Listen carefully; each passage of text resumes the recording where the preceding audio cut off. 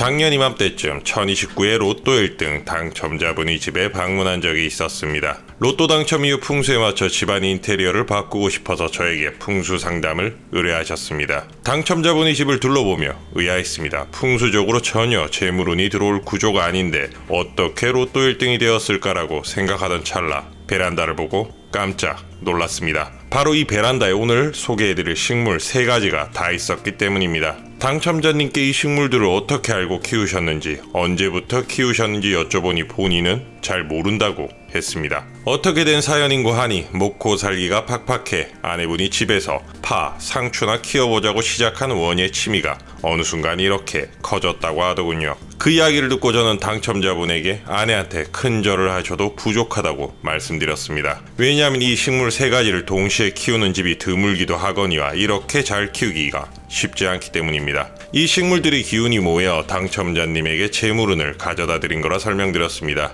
요즘 살기가 팍팍해지며 로또 당첨을 간절히 바라시는 구독자님들이 많은 것 같습니다. 풍수와 명리 이야기 구독자님만을 위해 준비했으니 주변에는 공유하지 마시고 구독자님만 알고 계시면 좋겠습니다. 그럼 바로 로또 당첨을 불러오는 식물 3가지와 이 식물들을 키우며 재물운을 극대화하는 방법을 알려드리겠습니다. 첫 번째 식물은 녹보수입니다. 이름 그대로 반짝이는 잎이 녹색 보석 같은 식물입니다. 녹보수의 두꺼운 잎은 금의 기운을 상징하며 이는 재물운을 불러오고 재산을 지키는 데 도움을 줍니다. 또한 녹보수는 십신 중에서 정제와 편제의 기운을 증대시켜 재물운을 강화하는 데 기여합니다. 정제는 정직하고 안정된 재물을 의미하며 편제는 다양한 경로를 통한 재물을 의미합니다. 그리고 녹보수는 생생불식의 원리를 잘 구현하는 식물로 이는 끊임없이 생장하고 변화하는 모습을 보여줍니다. 주역의 괴상 중 징계 원리를 잘 구현하고 있는 식물이죠. 징계는 성장과 발전을 의미하며 이것은 여러분이 재물운을 성장시켜 줄 것입니다. 이 녹보수를 집안에 어디에 놔두면 재물운에 가장 효과적일까요? 바로 주방의 식탁 근처입니다. 주방의 식탁 근처는 식복의 자리로 불리며 이곳에 녹보수를 두면 식사 시간 동안 건강운과 재물운이 함께 올라갑니다. 이런 녹보수에 한 가지 풍수물품을 추가해 주시면 그 효과는 더욱 극대화됩니다. 바로 황금색 장식을 추가하는 것입니다. 녹보수 주변에 황금색 장식을 추가하면 재물운이 더욱 강화됩니다. 두 번째 식물은 돈나무입니다. 돈나무의 둥근 잎은 동전 모양을 영원상시키기 때문에 재물의 흐름을 원활하게 하고 불을 끌어당기는 효과가 있습니다. 돈나무는 십신 중에서 재성과 인수의 기운을 강화합니다. 재성은 물질적 풍요와 관련이 있으며 인수는 보호와 생명을 의미합니다. 따라서 돈나무는 재물운과 건강운을 동시에 증진시키는 효과가 있습니다. 이런 돈나무는 거실의 동쪽 구석에 놔두시는 것이 가장 좋습니다. 거실의 동쪽 구석은 재물의 자리로 불립니다. 돈나무를 이곳에 배치하면 동쪽의 목기운과 돈나무의 목기운이 결합하여 재물운을 극대화할 수 있습니다. 그리고 이런 돈나무 화분에 동전을 추가하면 재물운이 더욱 강화됩니다. 세 번째 식물은 행운목입니다. 행운목은 십신 중에서 식신과 상간의 기운을 증대시켜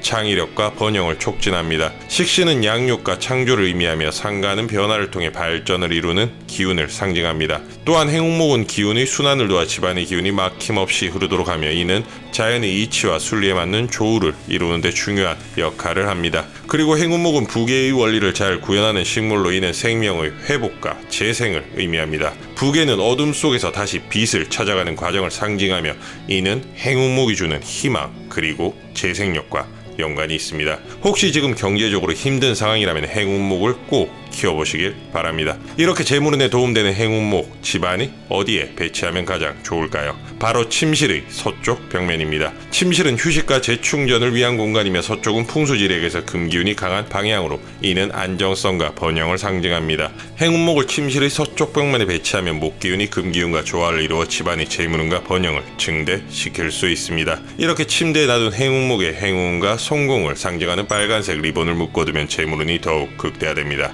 이렇게 재물운에 도움이 되는 식물 3가지를 소개해드렸습니다. 사실 어떤 식물이든 집에서 키우면 풍수적으로 좋습니다. 가끔 어떤 영상이나 글들을 보면 관심을 받기 위해 집에서 키우면 안 되는 식물들을 소개합니다. 하지만 딱 한 가지 식물만 제외하고는 실제 풍수지리학적으로는 전혀 근거가 없는 말입니다. 여러분 주변에서 식물을 많이 키워서 망했다는 분을 보신 적 있으신가요? 식물은 오행 중 목기운을 상징하며 이는 생명력과 성장, 번영을 의미합니다. 이런 목기운은 십신 중 정인과 편인의 기운을 증대시켜 가정의 재물운에 긍정적인 영향을 미칩니다. 또한 식물은 천지인 중 인의 영역에서 큰 역할을 합니다. 식물은 생기를 불어넣기에 우리의 장수와도 연결됩니다. 이것은 자연과 인간의 조화인 천지인 삼재 이론과 일치합니다. 그러니 딱 한 가지 식물을 제외하고는 집에서 식물을 키우는 것에 겁먹지 않으셔도 됩니다. 여러분, 여기까지만 영상을 보고 나가시면 절대 안 됩니다. 가장 중요한 것이 남았습니다. 제가 모든 식물은 좋다고 말씀드렸지만 딱 한 가지 키우면 안 되는 식물이 있다고 말씀드렸죠.